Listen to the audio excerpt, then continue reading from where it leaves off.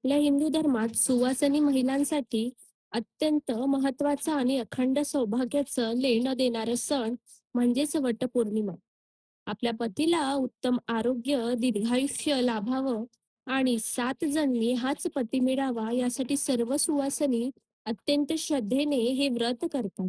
यंदा म्हणजेच 2026 मध्ये वटपौर्णिमा कधी आहे, पौर्णिमा तिथी कधी सुरू होते आणि कधी संपत आहे, पूजेचा सर्वात उत्तम आणि शुभ मुहूर्त कोणता, तसेच या दिवशी कोणते विशेष योग जुळून आलेले आहेत आणि या दिवशी कोणत्या रंगांना विशेष महत्त्व आहे, कोणत्या रंगांच्या साड्या घालाव्यात आणि कोणत्या रंगाच्या साड्या घालू नये, या दिवशी काय करावे, काय टाळावे, अशी संपूर्ण वटपौर्णिमेची माहिती या आजच्या व्हिडिओमध्ये मी तुमच्यासोबत शेअर करणार आहे.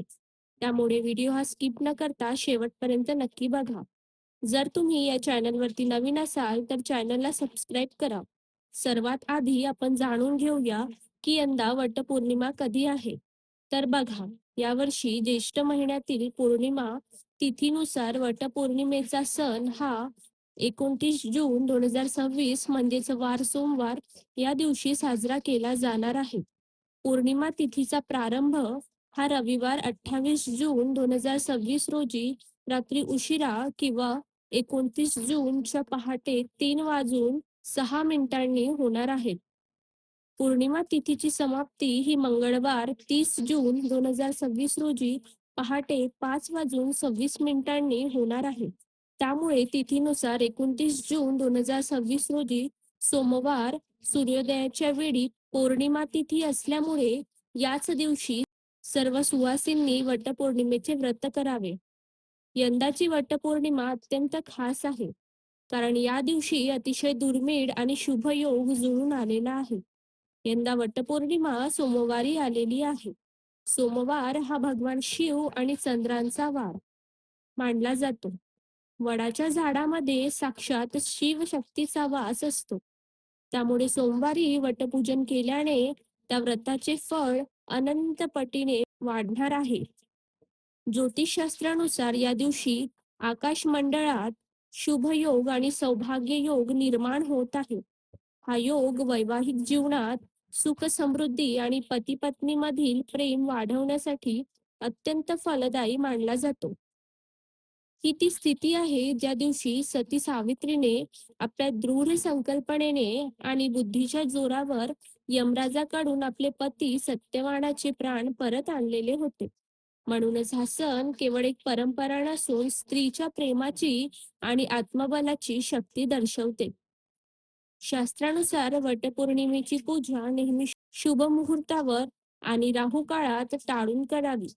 29 जून रोजी पूजेसाठी सर्वोत्तम उत्तम वेळ असणार आहे. सर्वोत्तम शुभ मुहूर्त हा सकाळी 8 वाजून 55 मिनिटापासून ते दुपारी 10 वाजून 40 मिनिटापर्यंत असेल. जर तुम्हाला सकाळी लवकर पूजा करायची असेल तर सूर्योदयानंतर सकाळी 6:30 ते दुपारी 12:30 या शुभ चौघड्याचा लाभ तुम्ही घेऊ शकता. सकाळी असणारा राहुकाळ आणि भद्रकाळ टाळूनच पूजा संपन्न करायची. आता पूजेचे संपूर्ण साहित्य आपण बघूया. तर पूजेमध्ये ताट लागतं. त्यामध्ये हळदी कुंकू, गंध, अक्षदा आणि विड्याची पाने, सुपारी लागतात. वडाला गुंडाळण्यासाठी कापसाचे सूत म्हणजेच कच्चा दोरा, धूप, दीप, कापूर, माचीस, 5 प्रकारची फळे, ज्यामध्ये आंब्याला विशेष महत्त्व आहे. पाण्याचा तांबा अर्घ्य देण्यासाठी वडाच्या पानांची बनलेली किंवा बाजारातून मिळालेली सती सावित्रीची मूर्ती किंवा प्रतिमा, नैवेद्यासाठी पुरणपोळी किंवा फळाचे पदार्थ, सुवासिनींना देण्यासाठी वाण ज्यामध्ये फळे, गहू किंवा हरभरे दिले जातात. वटपौर्णिमेच्या दिवशी सकाळी लवकर उठून स्नान करून पारंपरिक किंवा सुंदर साडी परिधान करावी. वडाच्या झाडाजवळ सर्वात आधी स्वच्छता करावी आणि पाण्याचा सडा टाकावा. झाडाच्या खोडाजवळ सती सावित्रीची मूर्ती किंवा सुपारी ठेवून हळद, कुंकू, अक्षदा आणि फुले वाहून पूजा करावी. त्यानंतर वडाच्या झाडाला हळद कुंकू लावून मनोभावे नमस्कार करावा. आणि ऋतूकाळाप्रमाणे आपली 5 फळे विशिष्ट आंबा अर्पण करावा. आता अत्यंत महत्वाची विधी म्हणजेच सूत गुंडाळणे. कापसाचे पांढरे सूत हातात घेऊन वडाच्या झाडाला किमान 7 किंवा शक्य असल्यास 108 प्रदक्षिणा घालाव्यात. ते सूत झाडाला गुंडाळावे. प्रदक्षिणा घालताना मनात आपल्या पतीच्या दीर्घायुष्यासाठी आणि सुखासाठी प्रार्थना करावी. पूजा संपन्न झाल्यावर तिथे दिवा धूप लावावा, नैवेद्य दाखवावा आणि वडाच्या झाडाची मनोभावी आरती करावी. शेवटी उपस्थिती सुवासिनींना हळद कुंकू लावून वाण द्यावे आणि घरी येऊन पतीच्या चरणांना स्पर्श करून आशीर्वाद घ्यावा. अशा पद्धतीने आपल्याला वटपौर्णिमेची पूजा जी आहे तर ती करायची आहे. या दिवशी आपण सर्वजण खूप छान नटतो, सुंदर साडी आणि दागिने परिधान करतो. पण तुम्हाला माहिती आहे का, वटपौर्णिमेच्या पूजेमध्ये आपण कोणत्या रंगांचे कपडे आणि बांगड्या घालत आहोत याला आपल्या शास्त्रात खूप मोठे महत्त्व आहे. काही रंग असे आहे जे तुमचे सौभाग्य हजार पटीने वाढवितात. तर काही रंग असे आहेत जे पूजेच्या वेळी परिधान केल्यास पूजेचे फळ मिळत नाही आणि दोष लागतो. तर आजच्या व्हिडिओमध्ये आपण पाहणार आहोत की वटपौर्णिमेचे 5 कोणते शुभ रंग आहेत, ज्या रंगाची साडी आणि बांगड्या तुम्ही आवर्जून घातल्या पाहिजे आणि असे कोणते रंग आहे जे चुकूनही वापरायचे नाही. व्हिडिओ हा शेवटपर्यंत बघा. एक सेकंद सुद्धा मिस करू नका. सर्वात आधी आपण जाणून घेऊया की पूजेमध्ये रंगांना एवढं महत्त्व का असतं. तर बघा, आपल्या हिंदू धर्मात प्रत्येक सणाला आणि पूजेला विशिष्ट रंगांचे महत्त्व सांगितलेले आहे. रंग हे केवळ दिसायला सुंदर नसतात, तर त्यांच्यामध्ये एक विशिष्ट ऊर्जा असते. शुभ रंग हे निसर्गातील सकारात्मक आणि दैवी शक्तींना आपल्याकडे आकर्षित करतात. जेव्हा आपण वडाच्या झाडाची म्हणजे साक्षात ब्रह्मा विष्णू आणि महेश आणि शिवशक्तीची पूजा करतो, तेव्हा आपल्या अंगावरील शुभ रंग पूजेची सकारात्मक ऊर्जा आपल्या शरीरात आणि मनामध्ये संक्रमित करते. योग्य रंग परिधान केल्याने मनाला शांतता लाभते, पती पत्नीमधील प्रेम वाढते आणि घरातील नकारात्मकता दूर होते. आता तुमचा सर्वात महत्वाचा प्रश्न, जर आपण योग्य रंगाची साडी घातली नाही किंवा चुकीचा रंग निवडला तर काय होते? शास्त्रानुसार पूजा अर्चना करताना नकारात्मक रंग परिधान केल्यास पूजेमध्ये विघ्न येऊ शकतात. वटपौर्णिमा हा अखंड सौभाग्याचा, आनंदाचा आणि मांगल्याचा उत्सव आहे. जर आपण या दिवशी चुकीचे रंग किंवा अशुभ रंग परिधान केले तर नकारात्मक ऊर्जा वाढते, पुण्य मिळत नाही, वैवाहिक जीवनावरती परिणाम होतो. त्यामुळे नटण्या-थटण्याच्या आनंदात रंगांची चूक अजिबात करू नका. चला तर जाणून घेऊया वटपौर्णिमेचे 5 शुभ रंग कोणते आहेत. नंबर 1, त्यामध्ये सर्वात पहिला जो रंग आहे तो म्हणजे लाल. हा रंगांचा राजा आणि सौभाग्याचे सर्वात मोठे प्रतीक आहे. लाल रंगाची साडी आणि लाल बांगड्या परिधान केल्याने माता लक्ष्मी आणि माता पार्वतीचा आशीर्वाद मिळतो. हा रंग पती पत्नीमध्ये प्रेम आणि समर्पण वाढवितो. दुसरा रंग जो आहे तो म्हणजेच हिरवा रंग. हिरवा रंग म्हणजेच निसर्गाचा आणि समृद्धीचा रंग. वडाचे झाड हिरवेगार असते. वटपौर्णिमेला हिरवी साडी, हिरवा चुळा अत्यंत शुभ मानला जाईल. हा रंग कुटुंबात आनंद आणि वंशवृद्धीचे प्रतीक आहे.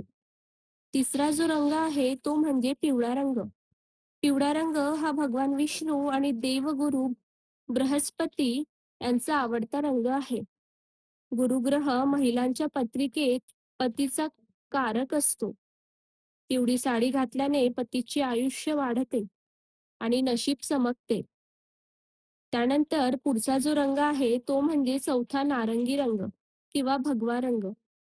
हा रंग अग्नी आणि पवित्रतेचा प्रतीक आहे. हा रंग परिधान केल्याने मनात नकारात्मक विचार येत नाही आणि पूजेमध्ये पूर्ण लाभ मिळतो. पाचवा जो रंग आहे तो म्हणजेच गुलाबी रंग. गुलाबी रंग हा नात्यामध्ये गोडवा आणि आदर दर्शवितो. जर तुम्हाला खूप डार्क रंग आवडत नसतील, तर तुम्ही गुलाबी किंवा राणी रंगाची साडी आणि बांगड्या नक्कीच निवडू शकता. आता सर्वात महत्त्वाची सावधगिरी म्हणजेच वटपौर्णिमेच्या दिवशी कोणत्या रंगांची साडी आणि बांगड्या चुकूनही वापरू नयेत. हिंदू धर्मात कोणत्याही शुभ कार्यात किंवा सौभाग्याच्या मनात काळा रंग पूर्णपणे बंध आहे. म्हणजेच निषिद्ध मानला जातो. काळा रंग हा राहू, केतू आणि शनीचे संबंधित असून तो राहूची नकारात्मकता आकर्षित करतो. हा रंग दुःखांचे प्रतीक मानला जातो. त्यामुळे वटपौर्णिमेला काळी साडी, काळी बॉर्डर असलेली साडी किंवा बांगड्या अजिबात घालू नका. तसेच पांढरा रंग हा देखील सौभाग्याच्या पूजेत वापरत नाही. त्यामुळे तोही टाळा. साडीसोबतच आपल्या हातील बांगड्यांना म्हणजे चुड्यांनाही विशेष महत्त्व आहे. सुवासिनींचे हात कधीही सुके किंवा रिकामे नसावेत. बांगड्यांचा जो खणखणाट असतो तो घरातील नकारात्मक ऊर्जा दूर पळवितो. वटपौर्णिमेला साड्यांच्या रंगांशी मॅचिंग करून तुम्ही हिरव्या किंवा लाल रंगाच्या काचेच्या बांगड्या आवर्जून घाला. काचेच्या बांगड्यांमधून निघणारा ध्वनी वातावरणात पवित्रता निर्माण करतो. पूजेच्या वेळी हातात किमान 2 किंवा 4 हिरव्या बांगड्या तरी नक्की असाव्यात. तर यंदा वटपौर्णिमेला या 5 शुभ रंगांपैकी तुमच्या आवडीची साडी आणि बांगड्या निवडा आणि तुमची पूजा यशस्वी करा. तुम्हाला हा व्हिडिओ कसा वाटला आणि तुम्ही कोणत्या रंगाची साडी नेसणार आहात, मला कमेंट करून नक्की सांगा. तुम्हा सर्वांना वटपौर्णिमेच्या खूप खूप शुभेच्छा. व्हिडिओ आवडला असेल तर मंदिर यात्रा विथ निपुराज चॅनलला लाईक करा, शेअर करा आणि सबस्क्राईब करायला विसरू नका. भेटूया अशाच एका नवीन माहितीसह. तोपर्यंत नमस्कार.